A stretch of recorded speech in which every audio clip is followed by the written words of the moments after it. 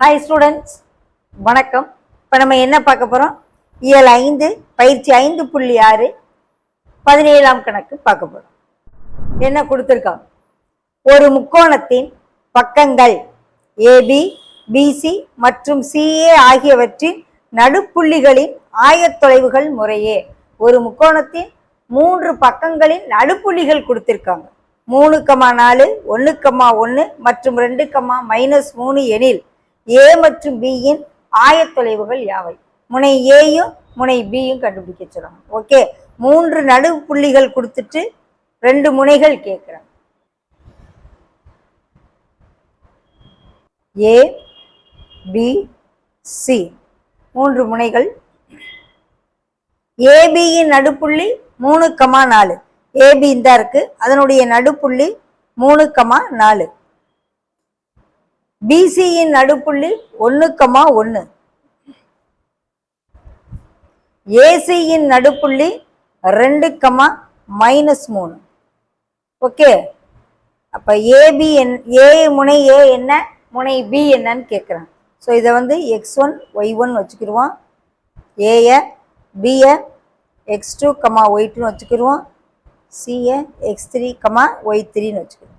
முனைகளுக்கு ஆயத்தொலைவுகள் தெரியாது, அதனால இப்படி வச்சுக்கிறோம். இப்ப ஏபியின் நடுப்புள்ளி 3,4.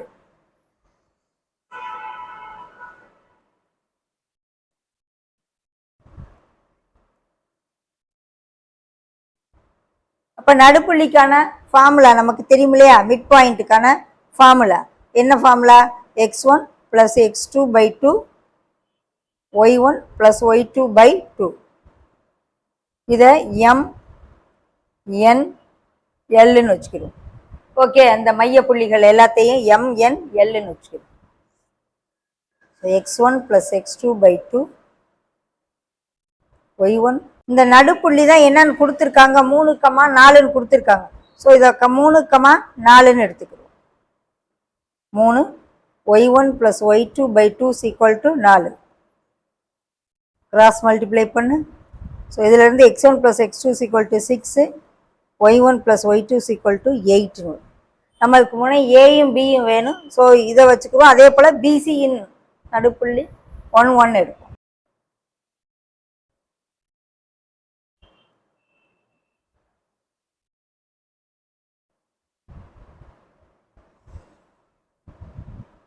நடுப்புள்ளிக்கு formula x2 + x3/2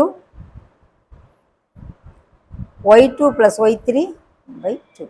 okay, that is equal to 1,1. இதே போல x x கம்பேர் பண்ணுவோம், y y கம்பேர் பண்ணுவோம்.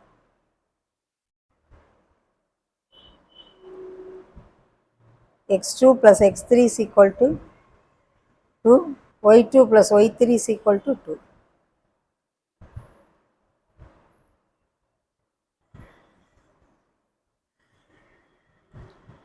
அதே போல ஏசியின் நடுப்புள்ளி L.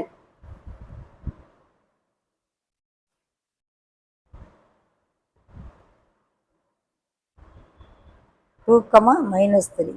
இது ரெண்டையும் கூட்டி 2ஆல் வகுத்தா இது x1 + x3/2 y1 + y3/2 = -3. x1 + x3 = 4 ஆகும். y1 + y3 = -6 ஆகும். இப்போ x எல்லாம் எடுத்து ஆட் பண்ணுவோம், y எல்லாம் எடுத்து ஆட் பண்ணுவோம்.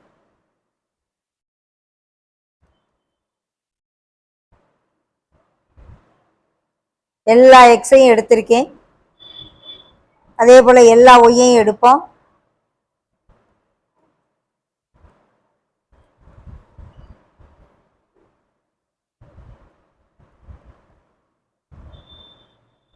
இதை 3ஐயும் கூட்டுவோம். அதே போல் இதை 3ஐயும் கூட்டுவோம். 2x1 2x2 2x3 10 12 வரும். அதே போல் இங்கேயும் 2 y1 y2 y3 10 4 வரும். ஸோ இதில் 2 கீழே கொண்டு வருவோம். x1 + x2 + x3 = 6ன்னு வந்துடும். இதுலேருந்து இந்த 2 கீழே கொண்டு வந்திருக்கேன். அதே போல் இங்கே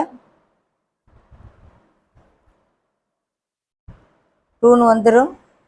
x1 + x2 + x3 is equal to 6ல் x1 + x2க்கு பதில் வேல்யூ 6 இருக்கு, போட்டோம்னா x3 வேல்யூ கிடைக்கும். 6 - 6 0 ஆயிரும். அதே போல் x1 + x2 + x3 is equal to 6ல்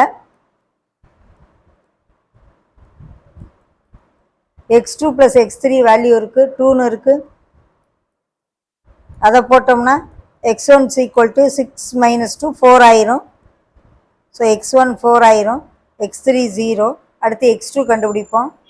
so x1 + x2 + x3 is equal to 6ல் x1 + x3க்கு வேல்யூ 4 இருக்குது. இது ரெண்டுக்கும் பதிலாக 4 இருக்குது. So x2 is equal to 6 - 4 2 ஆகும். இப்போ x1 x2 x3 கண்டுபிடிச்சாச்சு. அதே போல் இங்கே வருவோம். y1 + y2 + y3 is equal to 2 இருக்குது. இதில் y1 + y2க்கு பதிலாக 8 போடுவோம். So y3 is equal to 2 - 8 6ன்னு வரும், -6. ஸோ y3யை கொண்டு போய் இதில் போட்டோம்னா y2 கிடைக்கும்.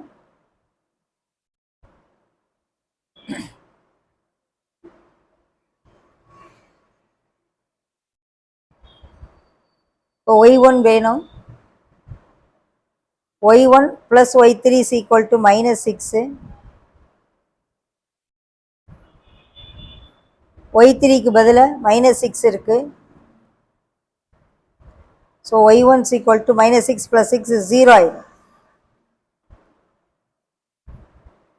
ஸோ இப்போ a என்னன்னு வச்சுருக்கோம், x1, y1 வச்சுருக்கோம். b என்னன்னு வச்சுருக்கோம், x2, y2ன்னு வச்சுருக்கோம். a b மட்டும்தான் கேட்குறாங்க. ஸோ a வந்து 4, 0, bங்கிற முனை x2, y2 2, 8. இந்த ஆப்ஷன் எங்கே இருக்குன்னு ஒன் வேர்டில் இவ்வளவுதான் கொடுத்துருக்காங்க.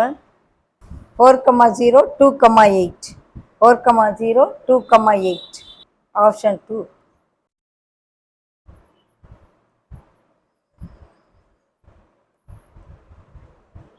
ஓகே.